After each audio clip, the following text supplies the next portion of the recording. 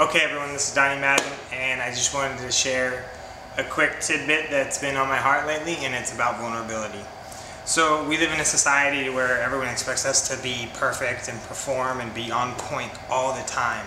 You know, I work in an industry that everything is so much about first impressions, and you know, a model will go to a go scene and we expect her to be flawless and just wow us all the time, but you know, that's not realistic.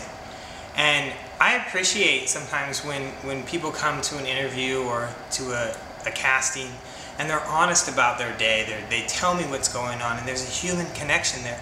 And that is really, really important. And so there's a balance that I think we need to find. But I think that this message really for me, because I spent so many years in survivalist mode where I just needed to survive. It was my responsibility to take care of myself, and I just needed to survive. And sometimes I build walls around me and I don't get vulnerable with people. And so when it came to conflict, I always had to win. I always had the upper hand, I always had to have the last word, and that's abrasive to people. And I realize that, and I know that I've probably burned a lot of bridges in my life because of that. But I'm in a different space now, and I've been practicing this for a few years where, you know, if I find myself defending my position or getting defensive, wanting to win an argument, wanting to win a debate or anything like that, I need to stop and think about, what do I want from this person? And then I get vulnerable. And then I let them know, this is what I need from you, or this is what I would like to receive from you. And it could be just, can you just listen to me for a minute? Or in my relationship, I might need to just be held. Like, can you hold me? And those are hard words to say sometimes, but they're important words, and they're life-saving words, and they're life-altering words. And so, I used to think that you had to be strong to ask for help, because it takes strength to ask for help. But I think that there's a way where we can get vulnerable even in a moment of weakness, and we can ask for what we need.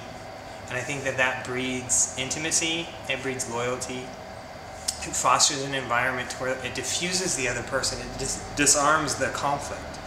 And now it gives them an opportunity to also get vulnerable and say, well, this is what I need from you.